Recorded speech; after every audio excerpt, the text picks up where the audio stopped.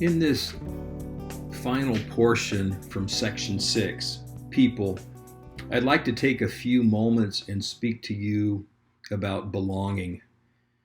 Belonging is an intrinsic human need that was put in us and that we still have. So whether you're talking about the target, the people that you're trying to reach, or whether you're talking about the team that's going to go with you, or whether you're talking about yourself as a person before a planter or a pastor, we all have a need for belonging.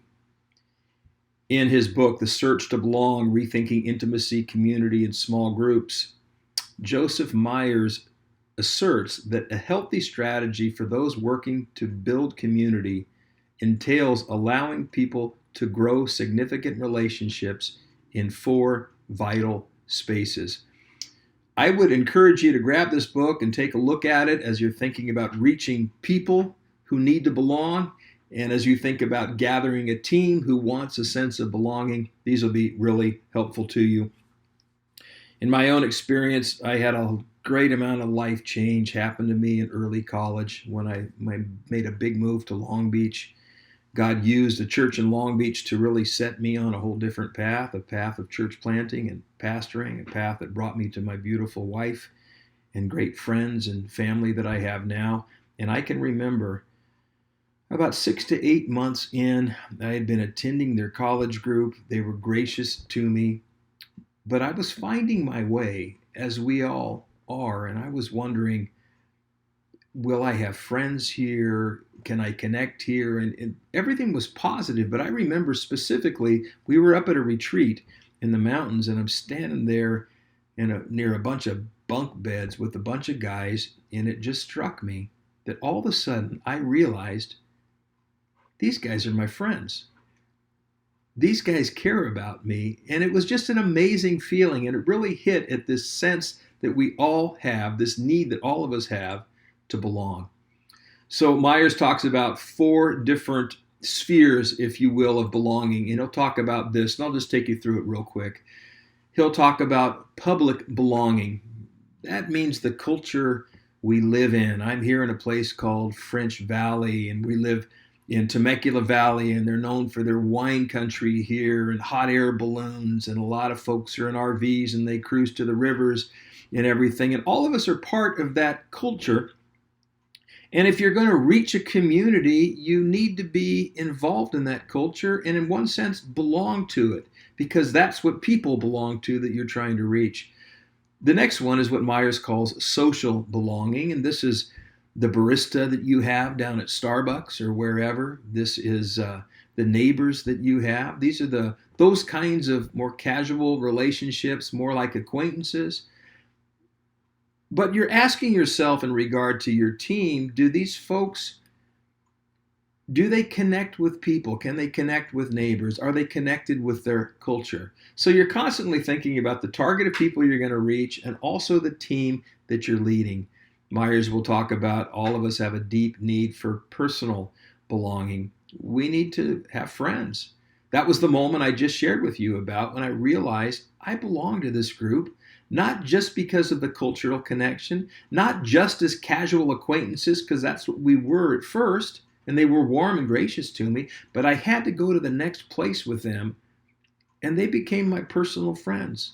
A lot of those guys wound up in my wedding. One became my brother-in-law. Many are still dear friends to this day. And then finally, all of us have needs of intimacy, and this could be a spouse, it could be best friends that we have. Myers will make the point that we all need to function in all 4 of these areas. So just keep that in mind as you're planting a church. If people need to connect culturally at first and then connect socially at some level, but then they need to have personal relationships, and then at some point there's going to be some level of intimacy in their relationships of having good solid friendships. And it's also just good to have in mind for your church planting team that we all need these things. I put it this way, and maybe this graphic will be helpful to you. The public is kind of the broader sphere of relationship that we're all in. And then from that, we have our acquaintances, our neighbors, the barista. We have our personal relationships. We become friends with a certain number of people. You can't be friends with everybody, but you should be friends with somebody. And then we have our very close circle of intimate relationships. Now, just a final thought on how the need for belonging can work in a church or church planting environment. Think about this with me for a moment. As people begin to engage with you, they're going to start in many ways in the public arena.